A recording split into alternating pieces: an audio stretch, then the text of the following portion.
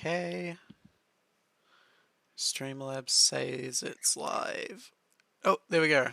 I'll find a link to send to you guys in a moment. Cool.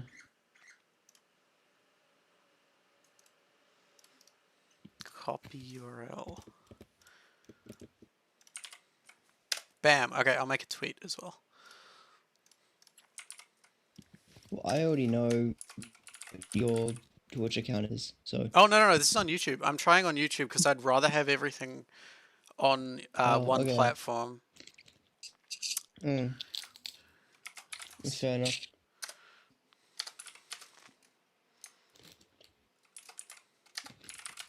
Hey Jude, I was literally watching the I was like genuinely watching the murder mystery video when you tweeted that.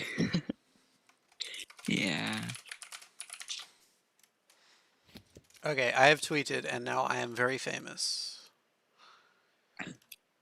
Damn, there will already be 5 people watching. Yo, I'm so popular and cool. Okay, so basically the first few minutes of this are just like Mike trying to set up audio settings, stuff like that, so not really exciting. Wait, is Common Sense Skeptic like streaming right now? No. Oh, what have I done? Oh no, desktop exposed. Ah! It's so cool though. Anyway, no, this was ages ago. I don't know, I can't remember when this was. What have I done? Okay, whatever. Yeah, this was ages ago. Old stream from a couple months ago. LCS Mike invited CSS onto a live stream and they chatted a bit and yeah. Okay, I'm going to see. Okay. That's the big thing because I'm getting direct, desktop audio, picking up in chat. Let's go to when they start. I'm not hearing any echo. I'm hearing you pretty clean and dry. Okay then. Yeah, because I don't have headphones. I need to get something for that. So I just turned it. Let's just go ahead and dive in. Okay, here we go. Let you just go ahead and start with. Okay, wait. Actually, before I go in, this is about 3 hours long, so I probably won't do it all in one sitting. I might do an hour and a bit. I'll see how I go. But the whole stream is about 3 hours long. Just go ahead and just start by describing specifically what your open-ended thoughts on Starship are. Try to, both sides. What do you think are great? What do you think are bad? What do you think it needs to improve on? Just not anything specific. Just the whole program. I had no idea that Mike streamed on Twitch. Kerbal Engineering Systems, I screen recorded it because I thought, well, I didn't think. It was just in case. Because I figured something might happen and I thought that it would be useful to have in future. So I just screen recorded it. The file is like 20 gigabytes. For it right now, I think that far too many people are making far too much out of CGI images. And okay.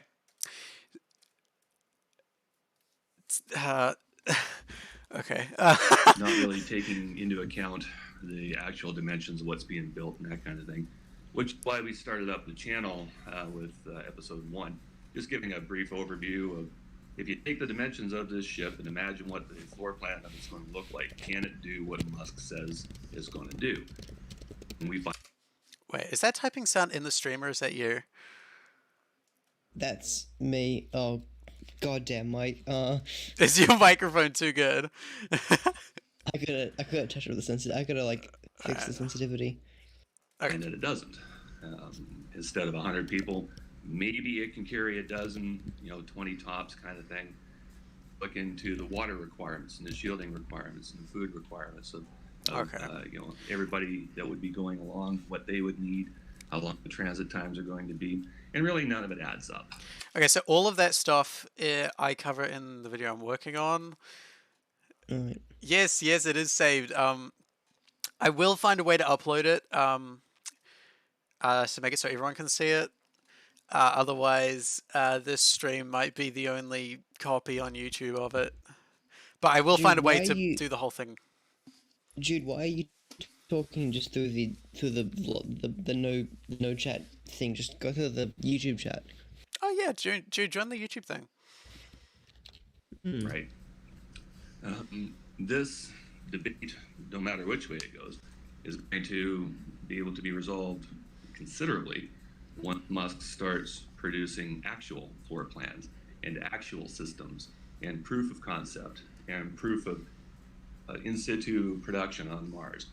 Proof of in situ production on Mars has already happened with Moxie, hasn't it? Or does he mean specifically like water ice? Because that you can simulate on Earth. Like you can have ice mixed with other regolith and use electrolysis and shit to split that into its base elements. With the water recycling is going to have to be 100%. The food recycling, the waste recycling is going to have to be 100%. Yeah, June is in VC. Sorry, I know I'm pausing a lot, but I guess that's kind of the point. Hello, Aether. What equipment is coming along with them? What are they going to live in? What are they going to wear? Whoa, okay. My input volume is like at full. I need to turn that down. It's not too bad. It's only like, yeah, it's kind of only when you type. None of these questions have been answered at all. And everybody keeps saying, "No, we're going to the moon and we're going to Mars. We're going to do all this stuff with this ship that right now has never even broken the sound barrier." Okay, and those are all fair points. Trust, I definitely see where you're coming from, but would you consent that maybe those are some of those questions, especially like Mars related? Maybe that's a little bit too far future. And I mean, you're right. A lot of people are jumping the gun when it comes to it'll do these things, but do we? Isn't it not? Because the claims have already been made that we should be on Mars by now with something SpaceX made. Like Red Dragon was supposed to be there by now. Next year, a cargo Starship was supposed to be there. 2 years after that, in 2024, that's when Crew was supposed to land and use all the supplies up that were sent in 2022. So, considering the state of where it is now, that's far future. However, already past the deadlines originally set. Okay, and like I. Okay, yeah, okay. You could also see what I was typing in chat at the time since it was just a screen recorder. So yeah, Elon time is definitely a thing.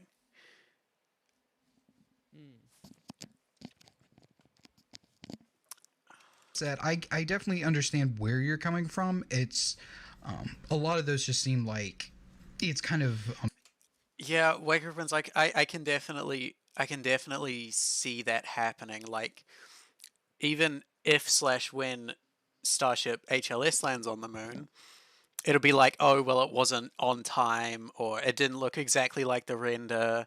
They will find some way to discount it and say that, oh, it's still an L or whatever. Yeah. They're gonna have a heart attack when they see like Orion Dr. Starship. Oh, June, you're really quiet now. Am I? Yeah. I turned it down to like 38%. Okay, more than that. Okay, 65. There we go. Yep, that's better. You could go a little higher, but that's pretty good. I wanted to cut out all the background noise. That's fair enough. Okay. Semantics, at least in my perspective, but again, they are valid, at least in that we don't have these plans. But in regards to HLS, since we're trying to, this Mars, 2030, Dude, maybe later, and the plans to get there. Stop saying in here. They're all kind of moot now, anyway. But again, HLS 2025 or sooner. If I remember correctly, you mentioned something about issues with it landing. I think you mentioned landing legs or something to that effect. Well, yeah, you're not going to bury the ass end of this thing into the regolith. You do eventually have to take off from the surface, even if it survives the landing. What? What is he talking about? What is he talking about? What? Okay, I'm gonna go back 20 seconds. If I remember correctly, stream delay. I mostly had the stream muted because I hear like a 20-second delay from our voices and it's really jarring. Oh, okay, yeah, that's fair. But you won't get sound from the thing unless I could screen record on Discord. I can't tell who's who because both Common Sense Skeptic and Mike sound both really. Okay, Mike is considerably louder. There we go. Okay, so I'm sharing screen on Discord, so you should get audio through that. Thanks. Okay. Correctly, you mentioned something about issues with it landing. I think you mentioned landing legs or something to that effect. Okay. Well, yeah, you're not going to bury the ass end of this thing into the regolith. You do eventually have to take off from the surface, even if it survives the landing. Okay. Okay, hang on. So are they implying that's going to land using the landing strips on SN15? I don't know, because there were those two earlier designs where it was the really short, thin based landing legs, and then there was this one, which is the latest HLS render. But if they're trying to use the ones from like SN15 as an example, that's just unfair, because they've said it multiple times that those are only going to be temporary. They can't land on the moon with yeah, exactly, and that's why they're not showing them here. Yeah, apparently CSS is ableist. So he talks about burying the end of it in regolith. I think, does he think that they're going to use the Raptors for that? Because that would make sense if he thinks that they're going to use the Raptors for it, because that would obviously kick up a lot of fucking dust. Oh no, because they're going to use the landing engine for it. Yeah, exactly. It's almost as if they thought about it. Yeah. So hang on, let's just keep watching. You're not going to bury the ass end of this thing into the regolith. You do eventually have to take off from the surface, even if it survives the landing. Even if? Which, if you look at the crush legs there right now up on your screen, if you're landing in the equivalent of talcum. Oh, dude. Okay, so he was saying that he thinks they're going to use these legs. Saying, no, I love how they talk about, like, some of their arguments are basically like implying that we can't land on the moon at all, despite the fact that we've done it 5 times before. The talcum powder argument, it behaves very differently to talcum powder. Might have the consistency of it, but as a whole it behaves differently. That's why on the Apollo landers they overbuilt the crush cores, the shock absorbing crush cores, because they expected the lunar regolith to behave differently. It actually absorbed more shock. Yeah, I'll upload it to YouTube, unless something terrible happens. I'll definitely upload the whole thing to YouTube. Okay, let's continue. Even if it survives the landing.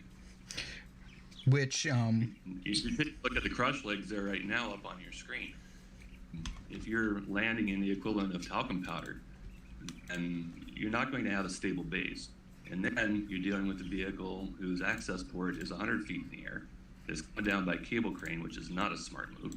Okay, yeah, that is a decent point. That's a good point. The cable car thing is a good point, and it would suck if we get all the way to the moon and the cable car, conks out and there's not a backup ladder or anything. It's a shame they can't do what the Martian did and just have an access port at the bottom, but they would be accessible. But yeah, they have a good point. They're gonna have to test the hell out of that thing before you take it to the moon. Yes, because like I was saying, it would suck if you got all the way to the moon and the elevator's broken. I don't realistically. I don't see how you could argue that they could have a backup ladder of sorts, but it couldn't be a rope ladder. Excuse my bird. It couldn't be a rope ladder because, well, we learned about that on Apollo. And even if it was a runged ladder, in the Artemis suits, that's going to be a massive bitch going down. Also, you'd probably have to... Also, if you fell from, like, the top of the Apollo lander, you might be fine because of the 16G. Yeah. If you fell from, like, the top of the access hatch while climbing on the ladder, you'd be screwed. Yeah, that is also true. Oh, yeah, and Blue Moon is going to use a cable cart, so... Also, not to mention if the elevator breaks halfway down. I did think they were using 2 airlocks for Starship itself. I'm not sure about HLS. I do have to read the HLS document. But if they're doing 2, then obviously that's redundancy. That's very good. Yeah, in fact, having 2 would pretty much solve that. If both don't work, that's just bad luck. And through the center of gravity, depending on what your load is. Oh, okay. 2 cranes. Okay. I did not know that. I haven't read the HLS document.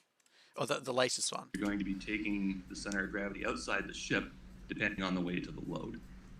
And Yes. trying to get it down in, in free. Okay, hang on. The load is, you're going to be taking whose access port is 100 feet in the air. It's coming down by cable crane, which is not a smart move. And through the center of gravity.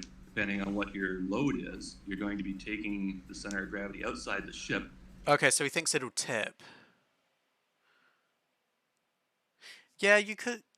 I think there's definitely some engineering you could do to build redundancy into the elevator systems. It just depends on what the final design is going to be, really. Things about elevator cars is people don't realize that they are actually more reliable than they look. Yes. Taking it to the moon is a whole. Taking it to the moon is a whole. Oh yeah, that's another that's another ball game. So I think he was just talking about how the cable car would move the center of gravity. I don't see that being an issue. I really don't. It's gonna be. I think the cable car is gonna have to be attached to the ship itself, because if you have it, if you like land on a slight slope and the front of it is facing downwards, the cable car is gonna go swinging off the side. Yeah, if it fucking tilts around, if it's like freely just hanging, that's probably not the best idea. So yeah, it would probably have to be incorporated somehow into the ship itself. And the feet do have a wide base. I'm not sure where the center of mass would be.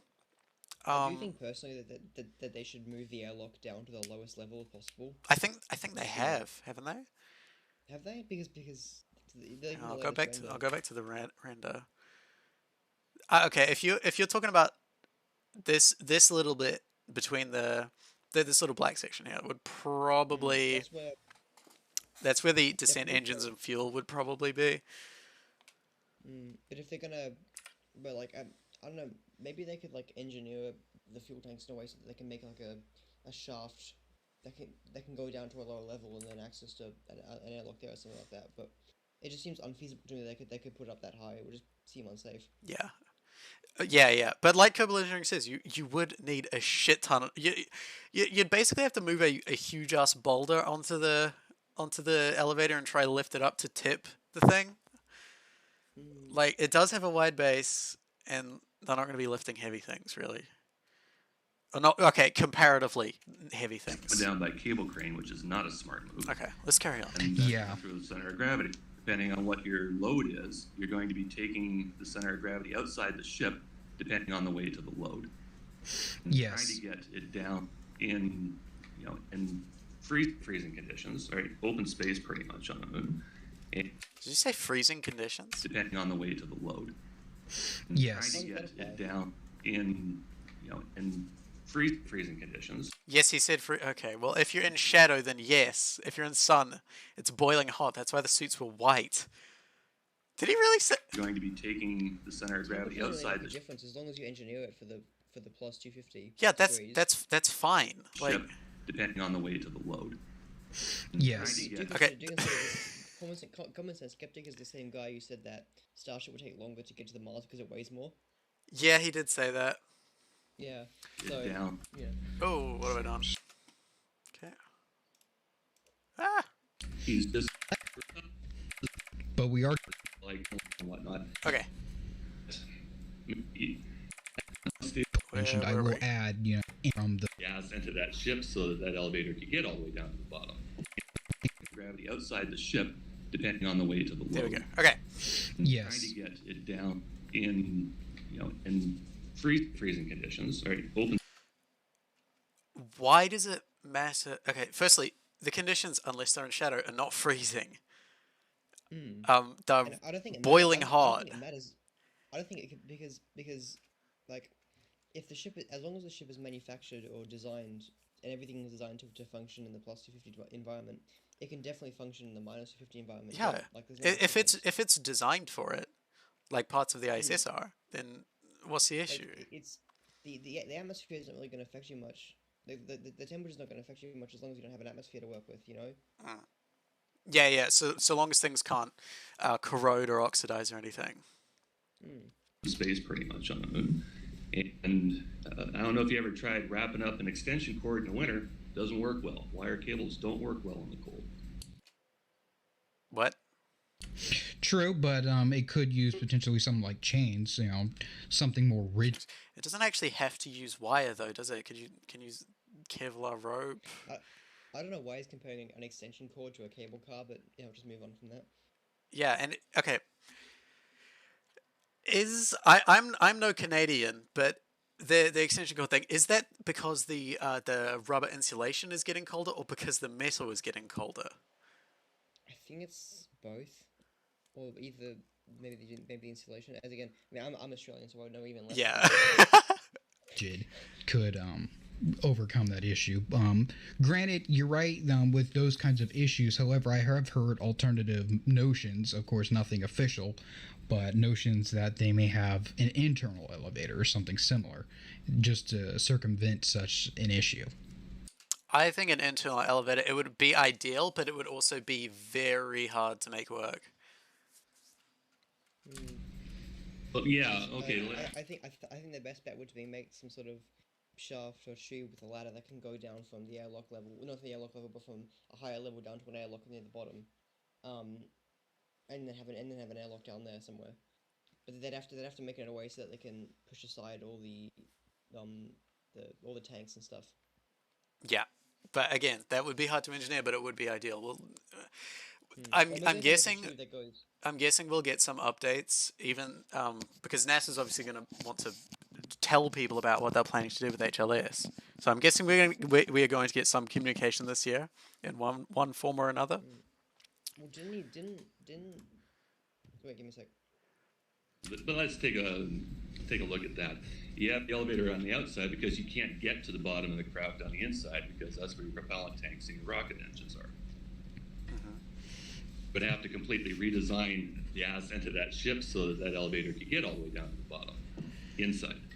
Yeah, if I remember correctly, the notion was specifically that it would actually be sort of extended from the base. That way, it would just be like a half sphere off of the fuel. Oh yeah, that's an interesting thing. Did you hear that? I've been gone for like the last 45 seconds. Oh, okay. Hang on, I'll go back a sec for you. But yeah, okay. But let's take a look at that. You have the elevator on the outside because you can't get to the bottom of the craft on the inside because that's where your propellant tanks and your rocket engines are. But have to completely redesign the ascent of that ship so that elevator could get all the way down to the bottom, inside. Yeah, if I remember correctly, the notion was specifically that it would actually be sort of extended from the base. That way, it would just be like a half sphere off of the fuel tanks. That way, you would descend down. I mean, on the side. So I think obviously I think like an airlock sized room all the way down wouldn't work. But if you made like a human sized tube, would that be able to go through? Yeah, that could work, but it could also be more complicated than a uncovered cable car type thing. Because you have to, if you have all the equipment and bulky suits and airlock stuff at the bottom, you'd have to engineer it in a way so it doesn't throw off the center of mass. Or oh no, I think they mean the elevator is unpressurized still, but it's just enclosed in a tube, so they can't fall off. Yeah. But you're still in. You could use something like rails as opposed to, those cables. Which, on top of other issues you haven't mentioned, I will add. Let's assume the spacecraft shifts on the lunar surface. That would mean that it could put torsion and cause it to swing, so on and so on. I mean, I think ultimately with a lot of the stuff, because everyone criticizes lunar station for this and this, and we won't really know until it actually is field tested. It's like in the 60s they had a lot of concerns with the LEM, how it would land and how it would operate, and they were concerned they would buckle or fall apart or tip. They were really concerned about it tipping. Yeah, and it almost did on Apollo 15. It almost tipped, but it didn't, and they still were okay. So, I mean, like, these concerns are valid. I think some of them are. Yes. But we won't really know for sure until we actually get it field tested. Yeah, I agree. Kerbal Engineering Systems, I think I agree with that. Depends on your landing site, right? How stable is your landing site going to be? Is the thing going to be straight up in the air are your legs going to be able to compensate for a 2% lean, a 4% lean? And then the whole thing behind Musk, one of the things that he likes to get quoted on is that I forget how he puts it, but basically fewer parts, fewer problems, right? The best part is no part. Part for that is a ladder, right? Or some sort of, especially for the human egress. I don't know about the cargo and whatnot. I cannot imagine going down a ladder while being that high up. That would. Yeah, ladders out of the question. You need to, if you had a ladder, you also Oh need yeah, to have a tether. June, they're saying your mic's too low. It's a 75%. How the hell? Okay, I'll turn it up to like 95%. You can all experience the background noise for yourself. Okay, that's better. All right. Yes, yeah, they will be self-leveling. They're not going to be, like I said in chat, they're not going to be crush cores. So there will be some sort of active leveling. I think if you're gonna have a ladder, you'd at least need to have a tether attached to it. Just Yeah. That's what I was kind of thinking. If they were to do a ladder, they won't. It's a bad idea. If they were, you'd need some sort of carabiner system, like a tether system. You go one rung and then another rung. What if they just like? I love if they just had like a metal pole and they just like abseil. A fireman's pole. They should do that. I don't see any ladder on the outside of that thing. Cringe. Yeah, and the ladder. What were you saying? He said, "I don't see any ladder on the outside of this thing."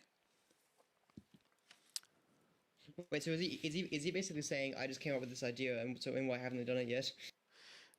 He's saying everyone is getting overexcited about CGI renders, and then he's criticizing the CGI render. Ultimately, would not be the best idea. Given the height.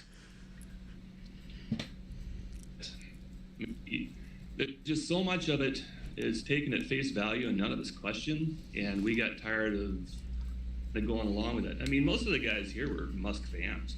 Oh. And then we'd sit around Christmas, Thanksgiving, whatever, with a couple beers in us. Like. Oh, okay. Well, that actually might explain it.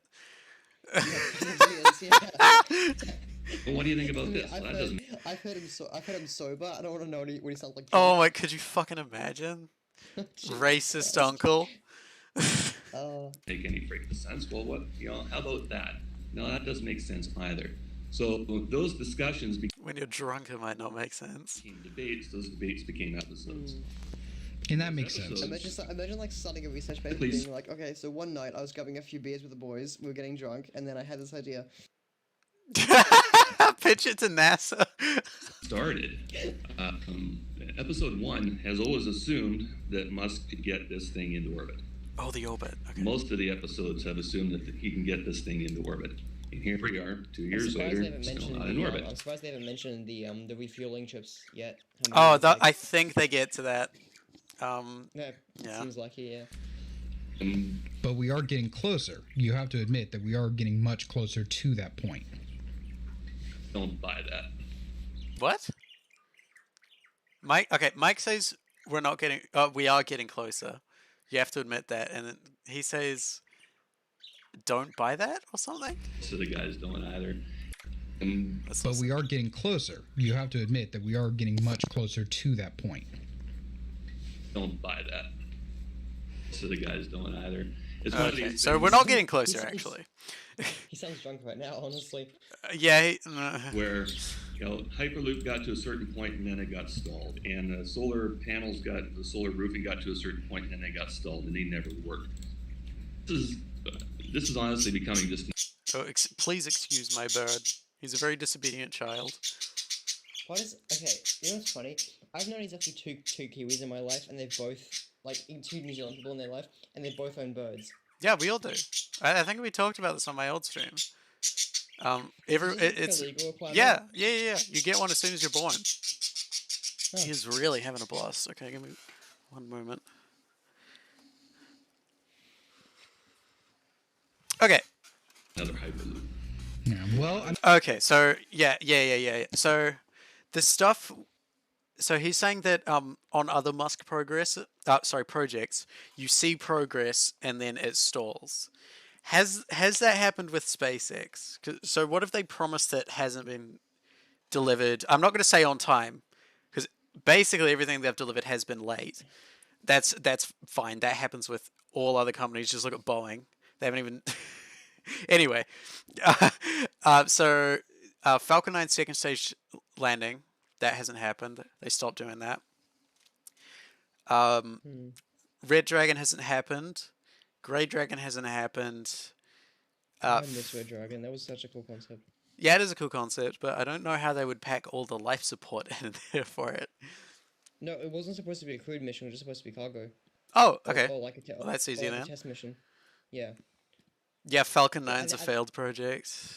I think it was supposed. I think Red Dragon. The idea behind it was just supposed to be like a Pathfinder, just for like so SpaceX would get someone. Yeah, on Mars like get there as soon as possible. Not really much expand. Oh yeah, Falcon 5. That was another one. Yeah, Scott Manley just had like an entire playlist of these videos. Like, yeah, just recently. Yeah. No, I know the one. I've seen had it. Starship stacked, so I mean, we definitely have proof that it's at least. Launch is not through the Max Q. Max Q isn't into orbit. What? Which is fair, but I mean. Okay. So he's not saying that it's orbital. That's hotly contested, really, because it is an orbital flight test in that it is going to orbital speeds and it is going to the speeds that it would be going if it had gone to orbit and then performed a deorbit burn. So it's a fine test for orbital operations, in my opinion, at least. Yeah. Also, Little Blue just made me realize. Remember, if they had gone with like a crewed Red Dragon, what's his name? Thunderfoot would have thrown a fit. Oh yeah, he would have. He's like, you know how he's going on about like the life support on Lunar Dragon and stuff. Yep. Start stepping back a little bit and making the extraordinary claims prove themselves before you start believing them. Well, like I said, it's just with they are making progress. It isn't that they've completely stopped. Their biggest issue has been the launch site being incomplete, which is almost completely done. The launch pad being incomplete, which is almost done, and the only thing really remaining left is to test the thing that's come up here recently. Everything that he's doing down at Boca Chica is not in compliance with what he was granted with in his original EIS in 2014. That was commissioned in 2012. The launch tower and arms, none of that's permitted. The FAA can tell him to tear that down. He's just kind of. They could. I would be very surprised if they did. So yeah, we're going to see the new FAA environmental thingamabob, but the FAA has kept giving them licenses to launch. Yeah, and I mean, and this goes into the whole that whole thing of I mean, this is. I think people like especially SpaceX stands are way too critical of the FAA for just doing. Yeah, no, I agree. Hard agree with that. Going ahead full force and thinking that he's untouchable, and that's another problem. He's ruining people's lives down in Boca Chica, even though some people say he's making the area better. I don't buy that. Do they need FAA permission to build the tower? Because the only thing I can think of is it might be a risk to low-flying planes. But again, that's US legislation. How low flying though? Like that's fair. Like no one's flying air shows around Boca Chica. Yeah. I think they need FAA permission to use it, but not to. Yeah. Build it. Like they can stack super heavy, they just can't launch the full stack. I don't think the FAA has permission to directly tear it down. But if the FAA denies them to use it for flight, they kind of have to tear it down. Like Little Blue says, I have read the EIS, the 2014 modification that allows them to do the suborbital hops and all that. It's got a light on it, don't it? It's fine. The 4 nature preserves that he's going to destroy when this thing blows up on a pad. To be fair, NASA was in that same boat with the Saturn V. That is true. Could you imagine a Saturn V full stack explosion? Apollo 23. Oh, no, no, no, no, no, no, no, no, no, no, no. That literally happens, I should point out. Yeah, it would. No matter where you are, a super heavy lift launch vehicle is going to seriously fuck the pad. There's not a whole lot you can do about it. Everyone's talking about how it's too risky to do like an all-up test for the first time for Starship Sovereignty. That's exactly what they did for Saturn V with Apollo 4, and that worked pretty well. Went off that the Saturn V exploded, it was comparable to a small yield nuclear bomb blast. I think he means the N1 when that exploded. So, and it's going to be bigger than that. However, and this is what some people don't understand, is that at Kennedy, at Cape Canaveral, they built the Space Center, then they bought the land around it to make a nature preserve. Moved into the middle of 4 nature preserves and started taking them over to build as launch pads. So anybody who thinks that what NASA did is equivalent to what Musk has done is completely out to lunch. But however, it does appear that FAA and other groups are starting to come to terms, and the reviews are coming back mostly positive. There are, of course, some concerns, some issues, but you got to take a look at the quality of those reviews. The people who are in opposition to what's happening in Boca Chica are your environmentalist lawyers, the people who live there directly. You've got a lot of people with really strong scientific backgrounds saying, this isn't right, you need to do something about this.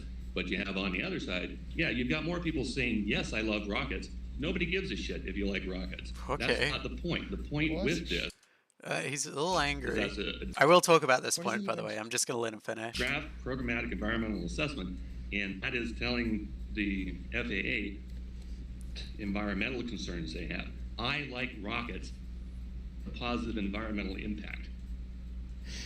Anybody who just went on there to say, stop progress, don't do this, don't do that, this means nothing. And some points that I'm seeing mentioned is the... Okay. The environmental one is good. It is an important thing to talk about, and that is why the FAA is doing their new environmental thing. I'm very keen to hear what they say about it. Yeah, okay, yes, that another thing I just remembered. I very much question his intentions with the use of the environmental argument, because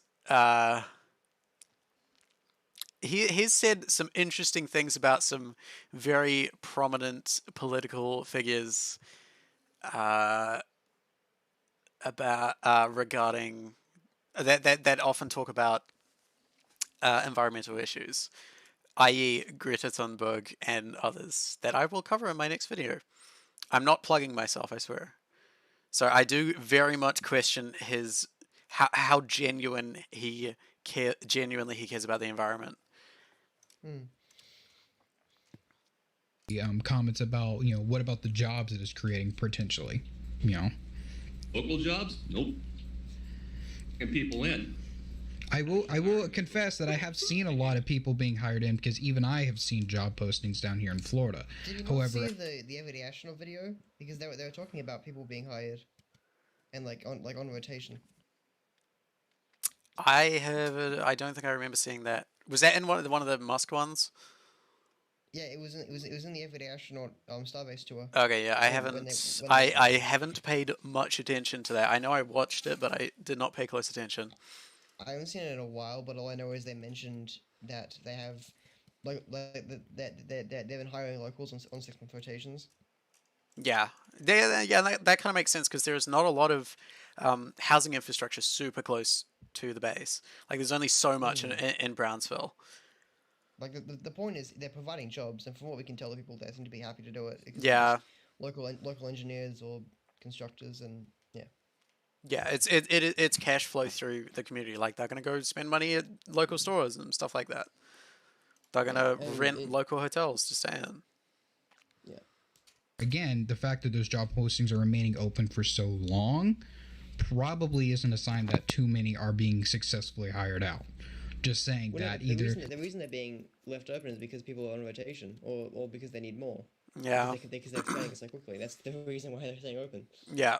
The demand is not being met fast enough, but you're right. I will confess, I have seen these job postings down here in Florida for Texas, but the fact they've been open for more than a year, so they are obviously not being hired at it. Oh, yeah, okay. I know nothing about this Wallop site. I have not looked into that whatsoever, but 2 people have said it, and I believe them. Sort of viable or successful productive rate. That's one of the things about this channel that has really kind of amazed us, is how many people reach out to us and give us their stories. Like, we've got stories we can't publish. Oh, controversy? About people who work at these certain facilities, that work at Tesla. Oh, what, really? Common Sense Skeptic? Is Common Sense Skeptic making controversy? Never. Or they did. And we got a really strong feeling from the locals that, for the most part, want their spot back. I mean, Boca Chica for a launch site for orbital entry is a pathetic location. You've got a 4-degree window between the bottom of Florida and the top of Cuba to get those things into orbit. I've heard that argument before, and I am not sure whether Florida and or Cuba is far enough downrange to not be a concern. I mean, they've flown Falcon 9s over Cuba and stuff without many problems. Yeah, so I'm iffy on that. That's an iffy point for me. Same. Very, very narrow window. You're much better off launching them from Canaveral, where you've got almost 100. Oh, funny you should say that. They bought a pad recently, or they leased a pad. LC-49, yeah. Yeah. 180 degrees swing. But launching them across Gulf of Mexico through a very narrow slit location. So what's your opinions if they were to, say, pause development in Boca Chica eventually? Because I agree, I think there's only so much they can do, but what if they were to move to Florida? You know, they had initial plans to launch what if 39A, whatever one they... I think he's implying move to Florida permanently, which I think they could do. Oh, right, okay. They can't move everything to Florida. Yeah. You know, that would bypass the environmental review, so... And, yes, Delta V, you're right. If they have to abide by the 4-degree thing, there is still things that they can do. Like, oh shit, which mission was it? Was it, IXPE? The last one that was at a 0-degree inclination, but it launched from Vandenberg? You could do something like that. You could do some kind of crazy inclination change. If they need to. Right. Remember, the reasons right now was considered and dropped. Now they've got permit applications for 40. We're going to try to do a second site for Starship at 40. If they want to launch it from there, then they're not launching from the middle of a major bird migration corridor, and that's exactly where Boca Chica is. Boca Chica is the contact point for 500 species of birds that are flying up from South America to North America and back on an annual basis. And it's just not cool. On top of that, you've got all the turtle beaches. You've got, two dozen, I think, animals that are on the federal or state level endangered lists. The only the small cat. Ever on the other one. Yeah. And as other people have mentioned, is that there are obviously birds at KSC as well. So I mean, and to be fair, you can't really go to any nature preserve without entering a problem like that. But there's the piping plovers that they've got at Boca Chica.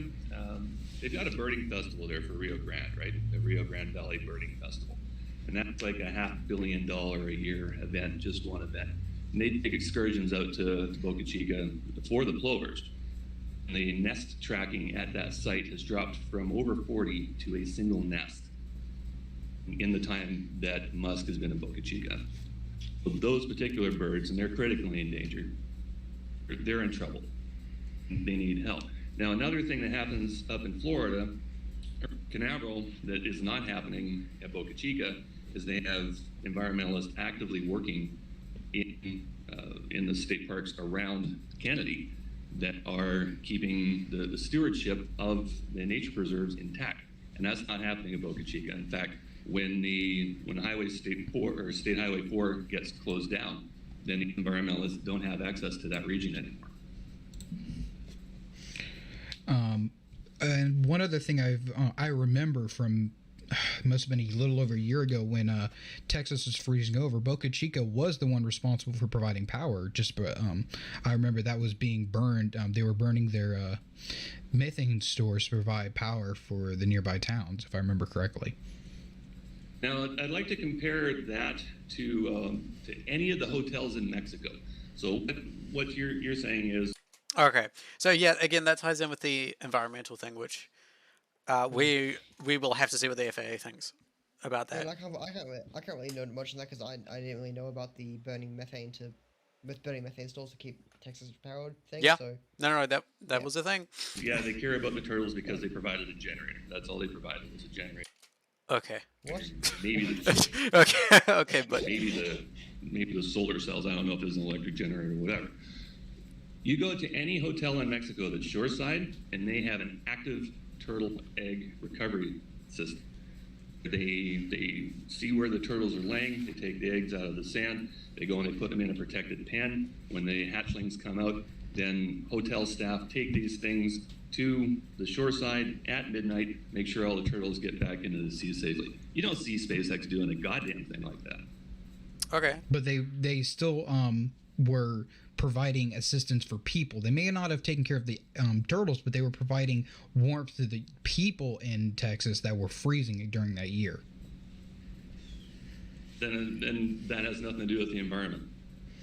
Well, I'm pointing out that Boca Chica has done good. I'm just pointing out an example where Boca Chica. I'm just pointing out an example where SpaceX has provided good, even if it's not environmental. Oh yeah, that's so good. Which, others have mentioned that others have mentioned examples which I'll get to later, but the big thing, like I said, is that they provided good. They provided aid. Is my point. About here aren't just like that they're actually doing something more than, well, we provided the generators, so we love the turtles. That's a token. That's not an initiative. That's not a program. What is that sound? A one-time thing they did. That's not horrible. doing anymore. Well, currently they don't need to. Texas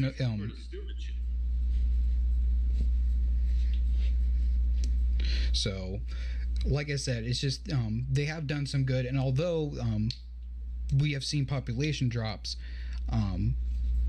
the big thing is SpaceX themselves are not an environmental group, and the FAA environmental groups that have been working there. I stayed at Mexico's not an environmental group, and they release tens of thousands of turtles every month. Okay. They could do that if they wanted to release turtles, but they don't have to. And good for them, but that doesn't mean that every company is obligated to. Yeah, no, Mike's right. I agree that maybe they could do better, but I certainly know they could do worse. I know there have been companies that have done drastically worse. We're not here talking about them.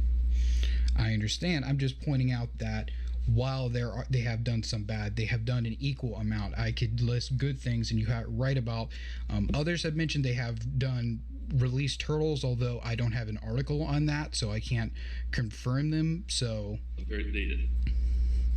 You might have gone to a turtle release at one of the sanctuaries across the bay or something like that. Oh, here we go. SpaceX doesn't have a turtle program. Yeah. Well, let's see. Somebody just linked something. SpaceX provide power generator that could save cold stuns. Oops. So there was also a couple of years ago, it was an underreported and undetermined cause of a big green turtle, and those are the most critically endangered. Those are the most rare ones. There's a big kill-off in that area a couple of years back that nobody could explain, and it wasn't a cold stun. Right.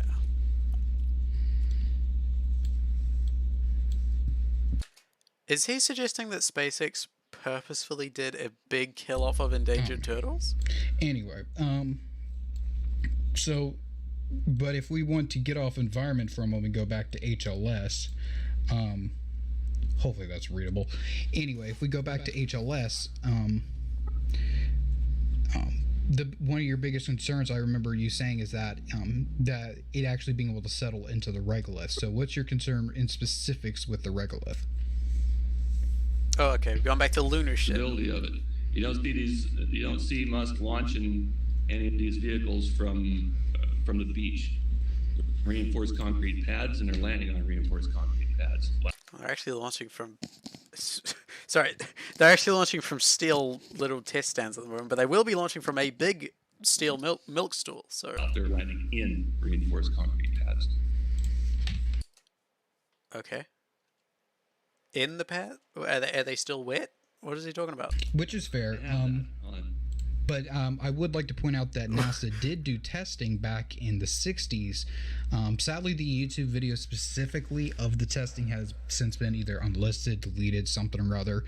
Point is, they did do testing with the various landing pads, different landing angles, and as long as the landing base is wide enough, the testing did show that they could safely dig into it. And as my slideshow will even show, they actually do have the lunar surface isn't as dusty as it's made out to be. For example, let's go with this one. Word what you just said there, because you're talking about a wide-based vehicle being able to settle into the regolith, right? Yeah. This is not a wide-based vehicle. This is a cigar tube. Dude. Okay. The base of the vehicle doesn't matter anywhere near as much as the base of the legs. Like, what? Which, it's a cigar tube, but we do have some images that show that it does. That is such a weird argument. At least the more recent photos do show that it has wider. Yeah, what the fuck? What's he talking about? Look how wide the leg base is in this render. What? Legs. No. It's not as thin as. Yeah. You have photos. You have CGI, like the one. Oh, for fuck's sake. Ah! What? It's not photos. It's CGI renders. Yes, it's a concept. It's not built yet. What's up on the screen right now? That's not real. But there's nothing stopping it from being. Yeah, exactly. No, Mike is completely right. I mean, I'm not trying to excuse it, but there's nothing stopping that. Right now, looking at that photo, that those legs have nowhere to fold into. Why? Because that's where the engines are.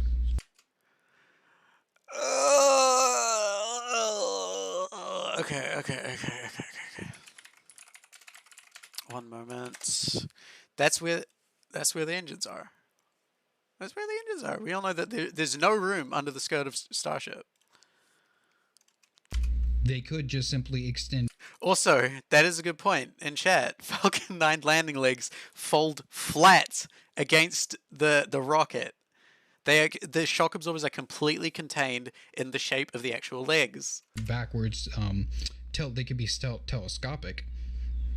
I mean, that's how the Falcon 9 works, is that the Falcon 9 has telescopic landing legs, is that when it folds back, it extends into itself.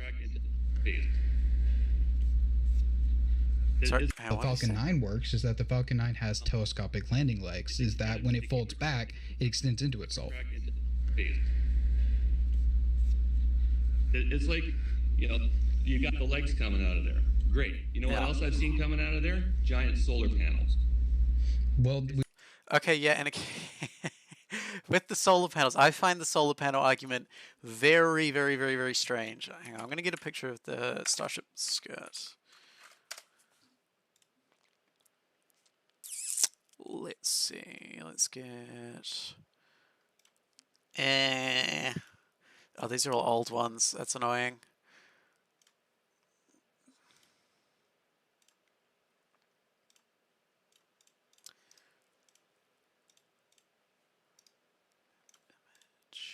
All right, here we go. So yeah, the way that they planned, you could easily cut a fucking hole in this skirt. And yeah, again, those were renders with ITS. what is stopping them from putting solar panels like in here, where they're out of the way of the RVACs? Like there is room there. What? We obviously can see the solar panels have been moved to the top. And yeah, even though they're adding 3 more RVAC engines, the engines themselves are quite small compared with the nozzles. The nozzles are what take up the big volume in that aft skirt.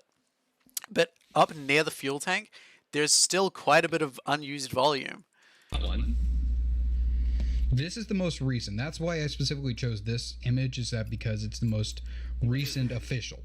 6 feet off of it. Yeah, he is talking about the solar panels on ITS, though to be fair, they have been seen on like the origami fan ones. They have been seen on recent stainless steel Starship renders. He's on about solar panels. Off of the right. And landing legs. Something like that. And yeah, the roll-up panels do take up almost no space. There is no reason why they wouldn't fit in the aft compartment. The engine skirt thing. Up those vacuum raptors, and what's going to happen to them? They're going to get chewed to shit. Hang on a second. 6 feet off of the regolith, something like that. Is he arguing that is he arguing that the solar panels on the Starship are gonna get torn to shreds if they don't, fall down? I don't think so. Hang on, I'm gonna play. Open up those vacuum raptors, and what's going to happen to them? They're going to get chewed. Okay, one more go. 6 feet off of the regolith, something like that. Open up those vacuum raptors, and what's going to happen to them? They're going to get chewed to shit. Ah! What? He thinks that they're gonna lift off with the RVACs? What? What? Are you? Also, I accidentally. This is some real big brain energy right here. Oh my god! Here we go. Default.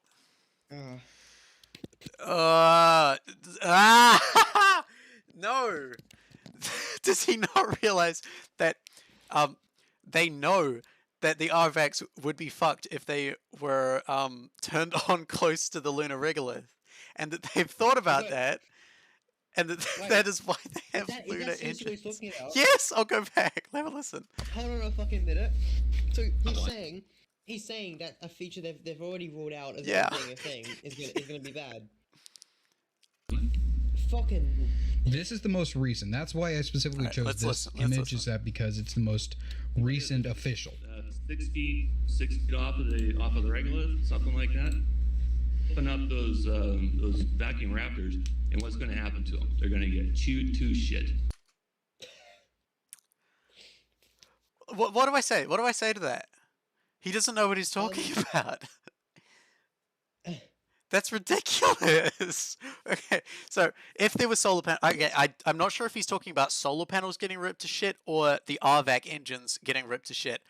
Either way, no, he's talking about like the origami solar panels, like come out from the bottom, from the older renders. Okay, but like he's the pure fact that he's considering they would take off from the moon with the RVACs is, well, that kind of shows how much he knows, really, doesn't it? I mean, which is another fair issue. Again, this is coming from a man who has no idea how Delta V works. So, okay, so yeah. So I thought he was talking about the RVAC engines being ripped to shreds, but yeah, again, either way, it's not going to fucking happen because they're not lifting off with RVACs. They have ascent and descent engines. They address that. And they have to prove that viable. However, that that's pretty much our point. They got to start proving things viable before we start believing any of it.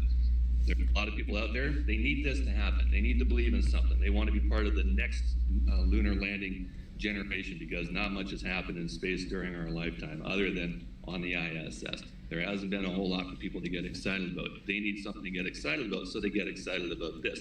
This is I don't know what he's talking about. Real. Is this? This is like Doomer shit. Like curiosity, perseverance, ingenuity, all the shit that happened on Mars. Like, how is that not? If he's specifying in manned space flight, I can agree, but In order for that vehicle to get to where it is on that surface, they have to still create the refueling system. Which that is imaginary and on the drawing board. Although needs to be pointed out that although this is not SpaceX, United Launch Alliance has taken ground testing to prove I was going to bring that up, that it is possible with their equipment. So ULA has looked and is looking extensively into it. I talk about this in my upcoming video. It's not just a fantasy SpaceX idea. There is nothing that we know of currently that would make on-orbit refueling of cryogenic fuels technically impossible. Like from an engineering standpoint. It's obviously not too hypothetical for SpaceX to also develop. And obviously, yeah, NASA gave SpaceX a contract to feel the system out. They wouldn't give that contract if they weren't confident that it had merit to it. That, especially as we see more tests, although with hypergolics, not with cryogenics of methalox, we are seeing tests of satellites being refueled in orbits.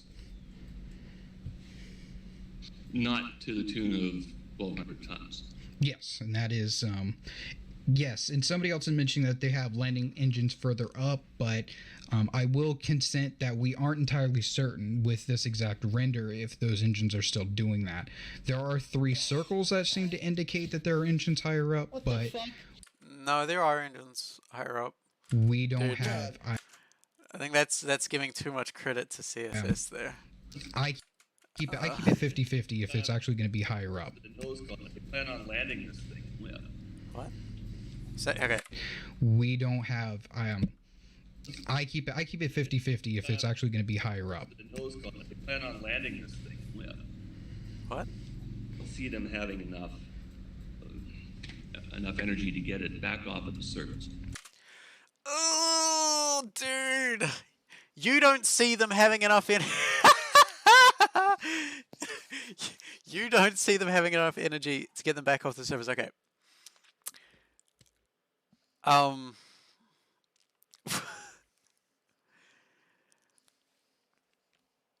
So because you don't see it, this is just pure speculation. I don't know if he means enough thrust or enough delta V to get off the surface. Either way, it doesn't really matter. To be efficient landing engines, they have to have a decently high thrust to weight ratio. So yeah. If they don't have a positive thrust to weight ratio, they're not going to be very good landing engines. So I'm going to presume that they do have a positive thrust to weight ratio, since that is part of what they are designed to do. If you have a positive thrust to weight ratio, you can lift off the ground. If the pressure-fed, I'm guessing they're pressure-fed, if the pressure-fed descent engines don't have the delta V to get all the way to orbit, that is fine. They, again, I'm guessing. Okay, so I'll rephrase that. I'm not guessing. I'm assuming, because it makes sense, that they will use a different propellant and different propellant tanks to the Raptor engines. So once they get off the ground, use all the descent fuel, they can light the RVAX again, and that, like, getting from getting from the lunar surface to low lunar orbit is really not that difficult. I mean, you can, in terms of delta V margins, like you saw what the fucking lunar module did. It was just that little rinky dink part of it. You know, back to the point where they can light up the other ones. Okay. Yeah, but if they have just regular vacuum engines, above the fuel tanks, they could use pumps to move the fuel vertically, especially in a zero gravity environment. That's a little stupid. I don't know why you wouldn't just use the RVAX once you're high enough. Yeah, but again, looking at that, the CGI, you don't have any idea layout of that vehicle is. You don't know what the floor plan is. You don't know where the header tank is. Apparently, there might not be a header tank. Apparently, if there's a header tank that locks up on a nose cone, that's how it's planning on docking with the. Okay, so okay. You need to dock on the nose. You don't actually, but we'll say that in this design it is. I think that. I mean, are they gonna dock in the nose? I think that's the plan. I think because. I mean, it's not like they can't have a nose-mounted docking port because they do it on Dragon, and everything else. So. Yeah, Either that makes sense. way, they don't really need a header tank. Hmm. Give me one moment. Oh yeah, the head. I completely forgot about the header tank. Yeah. But they wouldn't really need it for this purposes, would they? But they're still using. Actually, that brings up a question. Where they actually gonna? Where are they gonna store the fuel for the landing engines?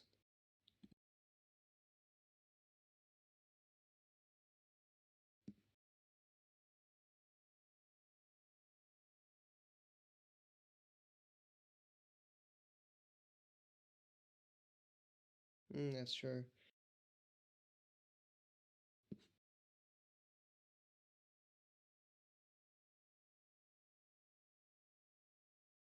I can't tell if Kiwi's just dipped or what because her mic just went silent.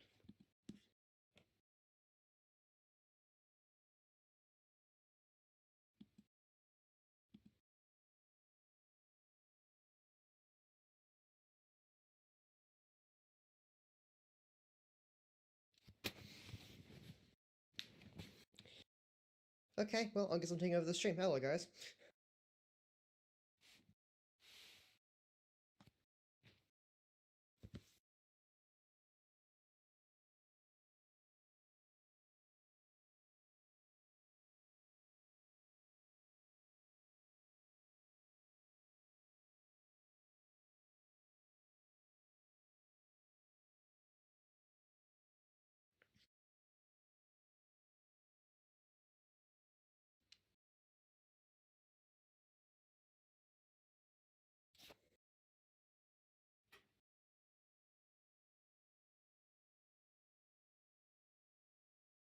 I have like literally no idea if my voice is still being carried onto the stream. No, it is. I'm back. Oh, it is. With Okay. Gateway. Well, I'll just Well, you can't have it for both the past 2 ways. minutes.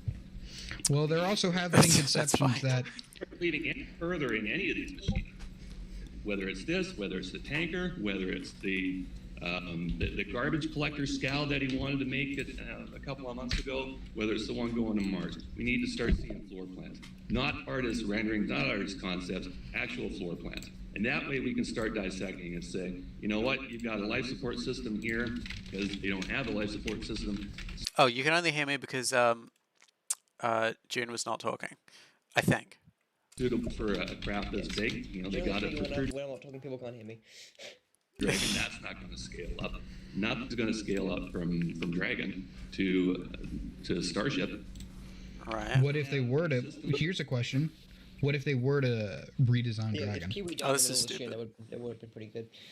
I mean, It'd be wouldn't funny. good. It'd be good it'd be good content. Yeah, because then I'd be like unsure if you were dead, so I'd just be stuck talking to this for like an hour. Until it turns off, yeah. Yeah. I don't like this conversation about redesigning Dragon to do a lunar landing. To be honest, I don't think there's much point. How does Dragon come into this? Mike just kind of brought it up as a hypothetical. What if? So are they basically saying like it's a hypothetical like, oh, but what if Dragon landed on the moon, and then now they're debating like how bad that would be, as if they're actually doing it.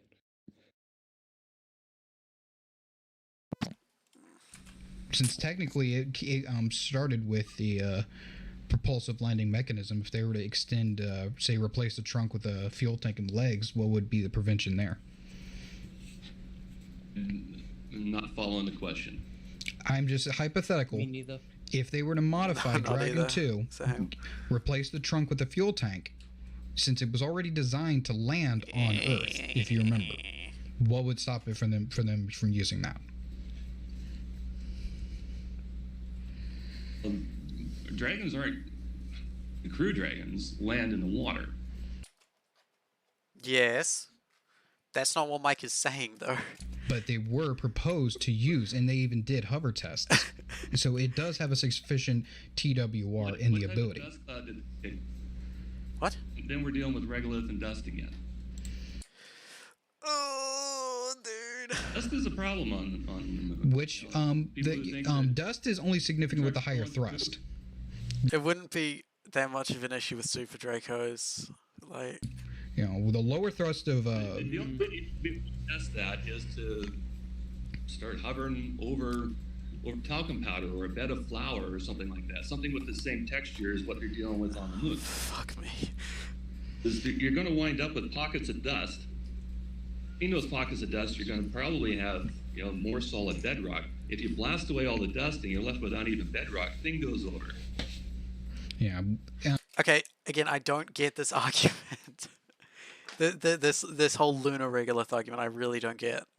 Just like I was saying, though, with the lower thrust, you end up with an issue where you don't need to fire the engine all the way to contact, because that was the method with the lunar module. That is also true. They don't fire the engine the whole way down. That's why they had those probes that stuck out of the legs. They'd get the contact light and they'd shut off the engine.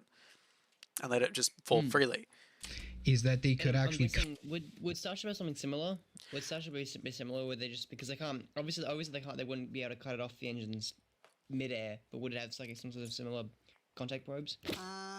Possibly, although technology might be to a point where like radar or I don't know, LiDAR or something is good enough. They might go with physical probes, or they might keep the engines on until touchdown. I'm not sure.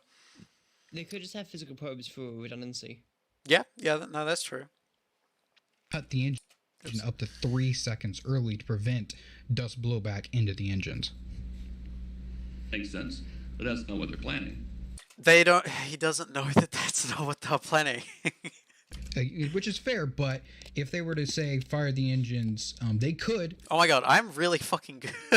That is what I just... As they had some sort of a slider engine, they could do that. If they cut the engines 2 seconds early, I've done the math, it's only like 30 mile an hour impact speed, which is probably more akin to a Falcon 9 impact.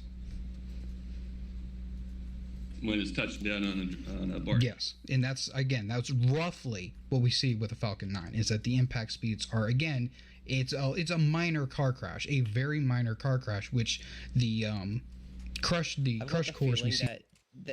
That Pedro has been watching this entire time. He's just been stalking us without being in chat. Is Pedro no name, or is that someone else? I don't think Pedro is no name. Oh, it might be no name. Oh, okay. I think Pedro has his own account. Discord. No. Pedro, if you're watching chat. Oh yeah. Wait, is LCS Mike in the Ogosphere? Oh, okay. I guess not then. He just messaged me on Discord. Maybe later on. I might get him in. Yeah, he just asked to join the stream. Falcon 9 are built to handle. Pedro can join the stream if he wants, because Pedro's in the Echo So I'm just on VC. Oh no, I'm talking about a different person. I'm talking about LCS Mike, who is talking with CSS in the stream. He just messaged me on Discord. Like I said, I did the math using again. I don't know if he's watching. HLS example. Anyway, I ran that math with Moon's gravity specifically, so I already accounted for that.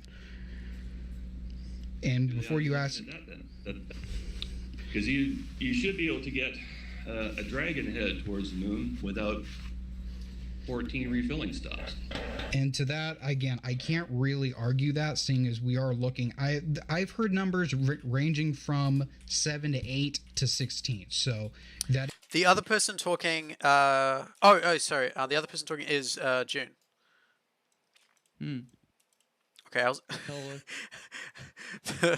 LCS Big Mike messaged me. I got work at 3, but I'm free until then. It's currently 8:26 p.m., so that doesn't mean a lot to me.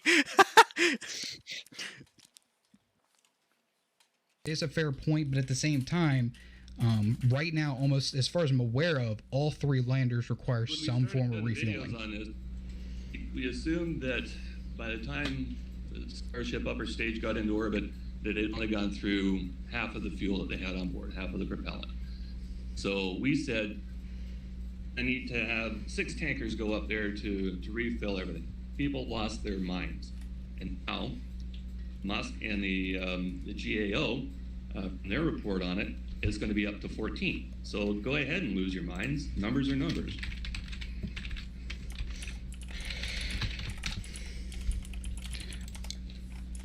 what normally happens when we're doing an episode, we normally guess on the conservative side of the numbers for the most part.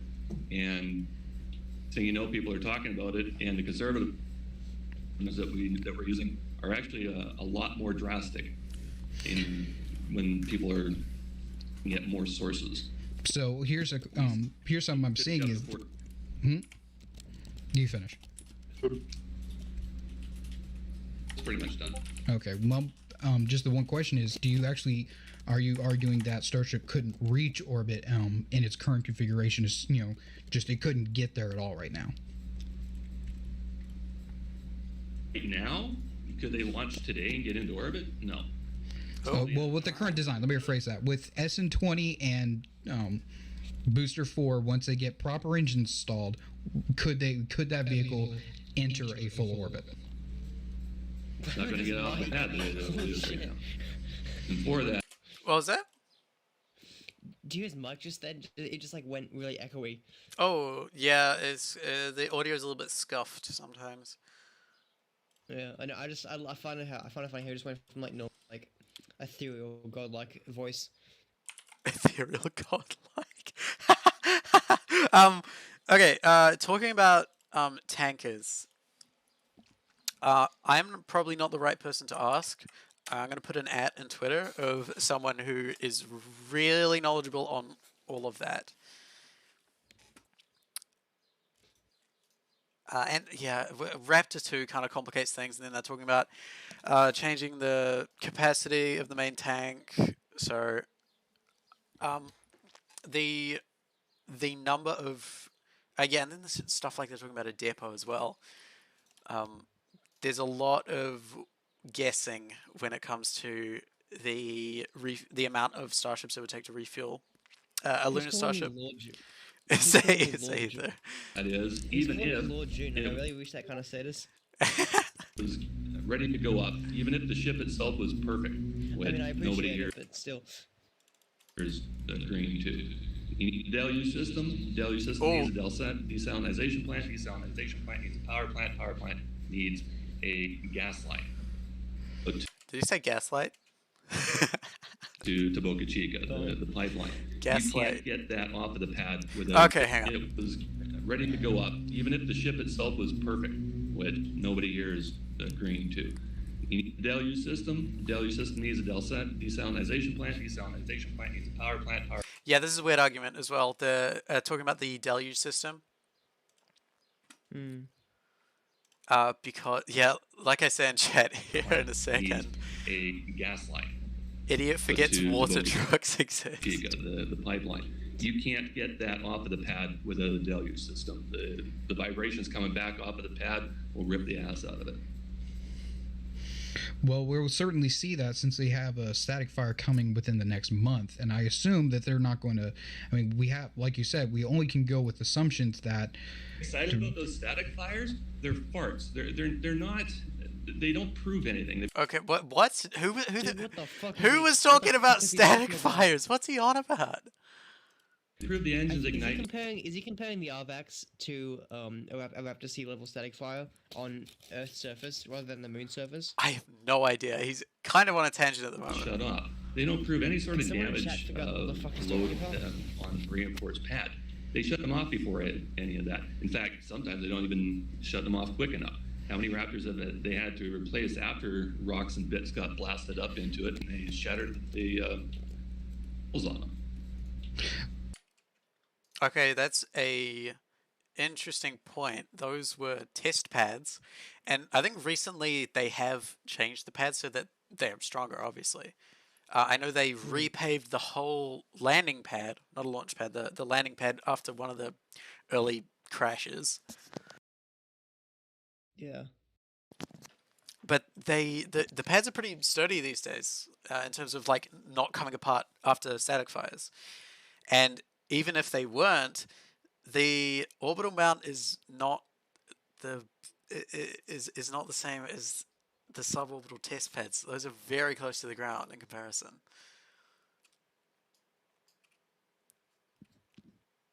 Right. Okay. And I'm hearing others are mentioning that they could use tankers to bring in water. So You can try it. I mean, Yeah, you can there's try nothing it. stopping such a method. Do you see a water tower there big enough to handle that type of load? Yes, actually. Yes, it's part of the GSE equipment. It's one of those Is he big talking 12-meter about- tanks. Is he talking about a Boca Chica? Yeah, Like at the launch site? Fucking. dude. Do you understand the type of W system that they have at Kennedy? There's no structure at that site big enough to hold that amount of water. Most of the water that comes from Kennedy is pumped in straight from the ocean. It'd be desalinized. Not all of it. If only there was an ocean right next to Boca Chica too. That's the thing. They would realistically it should be desalinized. I'm not sure what they do at Kennedy, if they desalinize it or not. I think he's right about it being pumped in. And then they obviously they would salinize it.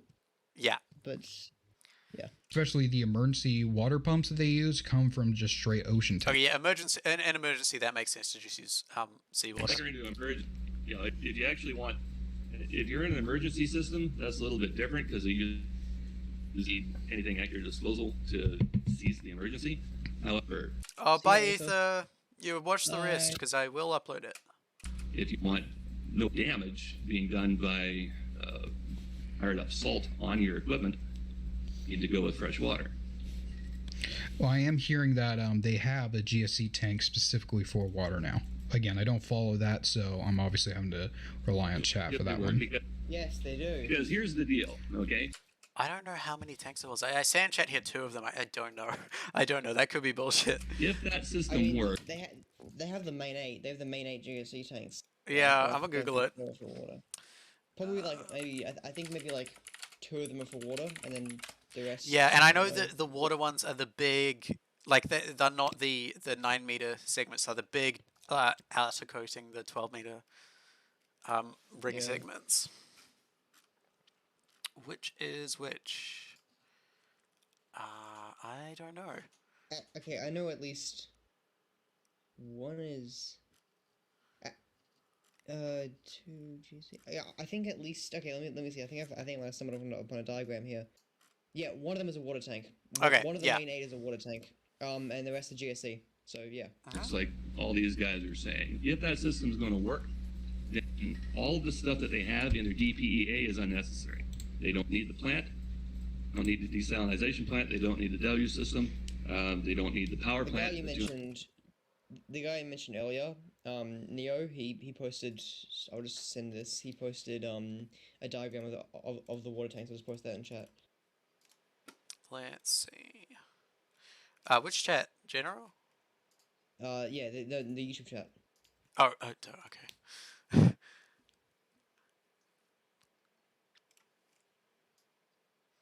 My YouTube is like completely different from my Twitter. That's why it's confusing. But yeah.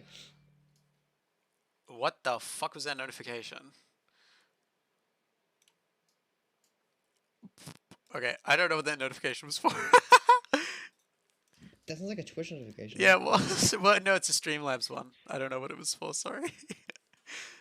Bro.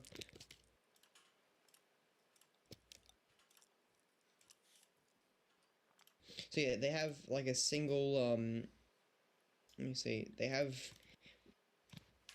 like all GSC and they have a 4,500 ton water tank. That's not gonna be right. 4.5 maybe something like some storage of water tanks in the main 8. Okay. Yeah. Okay, so yeah, I was right. Well, I knew they had at least one. It's just in chat. Oh, no, so they have 1 water tank, 3 LOX tanks, 2 liquid nitrogen tanks, and 2 CH4 tanks. Yeah, okay. 150 megawatt power plant, and they don't need the gas pipe. Mike is in chat. Oh, hello, Mike. We were just saying how good your audio quality is. Line, Yeah. power that plant to desalinize the water to, they're kind of shooting themselves in their own head here because that system works. You don't need any of the shit that's in the PEA.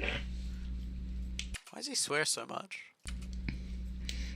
So, having addressed the water issue, they have fully fueled these vehicles before. So, what would be the next issue to prevent this stack from working? Sorry, go again. Having discussed that, with them being able to truck in water, what would be the next issue to prevent SN20 from flying? Since we've already mentioned why wouldn't it need to be desalinated? That they can manage the vibrations thing. We did tell you it was bad at the start. Water, so it would be the next issue. I mean, I don't really have a problem with the quality. I just find it really funny when it starts echoing for no reason. It's serviceable. I might talk to you another time, Mike, because I'm definitely like this thing's. I've only gone through 40 minutes, and I don't know how long I've been streaming, but yeah, I'm gonna be right back. I'm just gonna go put on a skirt. Be right back. Okay. That's a good question. Ted, for most of the episodes that we've done, we've assumed that this thing could get to orbit. We figured that before Musk revealed this thing looked like, that he has some sort of plan in place to actually get it to orbit. And most of what the episodes that we've done have been into after they're in orbit. That's up there. Can it do what Musk and SpaceX and Shotwell say it can? And no, it can't. It's the same thing as the point-to-point and the Army delivery system, and all these other CGI movies that they what a fucking boomer. See all these other CGI movies. put out. Which is those are trust me, when it comes to point-to-point, you do not need to be the most vocal person. That is a very flawed concept, but sticking at least to its more practical uses of, say, getting man to the moon. Currently, they, regardless of position, it is the most developed lander. As much as I don't want to say as much, but Blue Origin has far less to show for it. You speak of floor plans. They don't have floor plans. I think we can all agree none of the HLS landers as they were presented to NASA were ideal. Yeah. Plans. I mean, they have a rough shape, but nothing else. Both Kinetics and Blue Origin provided mock-ups to NASA for astronauts to walk in, to go through. I mean, there were plywood mock-ups, whatever, but they had a floor plan, they had a design. It was delivered to NASA, and the astronauts who were supposed to be on the missions, they were allowed to walk in it and sit in it and play around with it and say, this control panel's a little up. That's fine, but the reason they had that done is because the interior design, the human element, is the easiest thing to do. That's why they did it first. SpaceX has taken the different route where they're getting the technical stuff done first, because the human element, the layout is easier to get done later. To reach and move it over here. I mean, it was. Yeah, exactly. So cardboard props are better than actual flying hardware. The hardware, the engines. I don't think Blue Origin had even started developing the engines they wanted to use. Like, Raptor was already flying at that point.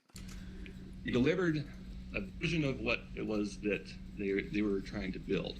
And SpaceX didn't do that. They're the only ones who didn't do that. So you knew how big the Blue Origin was. You could walk in it. You could try to get around in it. If you were banging your head on something, and you made a note of it so that this pipe is in the wrong spot or whatever. That was the idea behind delivering these mock-ups. I'm just imagining someone going through the ocean, just banging their head and just shit and being like, yeah, this is wrong. But isn't just an internal mock-up a lower priority than actually having... Did they do an interior mock-up? Because I always thought the HLS shell was just like a painted white nose cone. It is, because we got a picture of it from the inside that I think was taken maybe possibly illegally, I'm not sure, but we got a picture of it and it was bare. I know for a fact they did build some low fidelity structure that seemed to be the inside of it, but they kept it inside the assembly facility. And okay. Yeah, I would like to see that.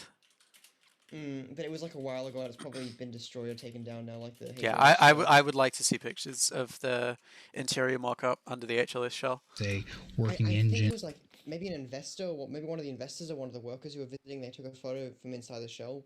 Okay. I'll have to check that down. Yeah, a little bit. If you could send me the one you're talking about, if you can find it, that'd be good. Working fuel tanks, because for example, looking historically. We had the lunar module before the lunar module had a fully... Is it Okay, so it might have that. Okay, I'm gonna send this in Ergosphere Kiwi. So I think in November 2020 they noticed there was what appeared to be a low fidelity mock-up of a HLS interior underneath the HLS shell. Right. Okay. I sent Oh. that in. Okay. Yeah. Hmm. Yeah. Okay. Okay. So Well, there you go. that That's might a have been bunk installed. mock-up. So yeah, and that is under the HLS Yeah. shell. All right. I Yeah. would love to see inside of that. Holy shit. And we also saw, and some people said it looks like a bunk, like inside of a bunk. Yeah. And Yeah. it looks like Wait, is it shown on Streamlabs? Yeah. That definitely it looks like a looks like bunk. That's a bunk. it looks. And the one I posted below it is a photo from an Elon Musk interview where you see it Or kind of looks like a HLS bunk, a I starship can't bunk. see the stuff you're sending. Where are you sending It's in it? Ergosphere. It's in Oh, okay. Ergosphere, just below the one I just sent. Yeah. Oh, yeah. Well, yeah, that is a bunk. I'm not sure if it's a mock-up or not. Yeah. It's clearly. I mean, it seems to match. Like even the numbers match. They seem Yeah. there's like a zero something on both of them. So I think that's supposed to be Yeah, a low they fidelity do. They version of do that. match somewhat. It could be, or it could be like I don't know. Tech companies have those fucking like employee rest areas. It could be one of those. I don't know, but yeah, the one under the HLS is definitely obviously a mock-up. I mean, SpaceX seems to be the kind of company that would make like a Starship bunk mock-up and then use it as an employee. Built interior. I would love to see more mock-up pictures, though. That is something I think we're all very starved for, is interior stuff. We're going to get a Starship presentation. Hopefully. We've been promised by Elon a Starship presentation this year, and if we get it, I think we're going to get some more interior stuff. Was it this year? I could have sworn it was like, yeah, I'll do it before the end of the year or something. He said in December that he's doing one next year, which is now this year. Okay. Flying on Apollo 5, it was not fully completed, but it had working engines, it had working ascent stage. This is also true what Mike is saying. Yeah, the LEM wasn't fully done when they started testing it in low Earth orbit. Working fuel tanks. So, I can't see where you're coming from, but ultimately, historically, with the only other lunar lander we've actually used, it came in the same method. It came with working electrical systems, working propulsion, then the internals came later, and it also underwent many changes similar to what we're seeing here. Because the guys in the Apollo program kept shuffling stuff around. They kept going into their simulators and saying, this is working, that's not working. Right? The whole thing about, from the right stuff, about them wanting a window. Yeah, and why we don't know that they're not doing that at NASA, like with the crew. They could have mock-ups in facilities that we don't know about, or they could not. Yeah. I think it is possible because like has there been much activity at the KSC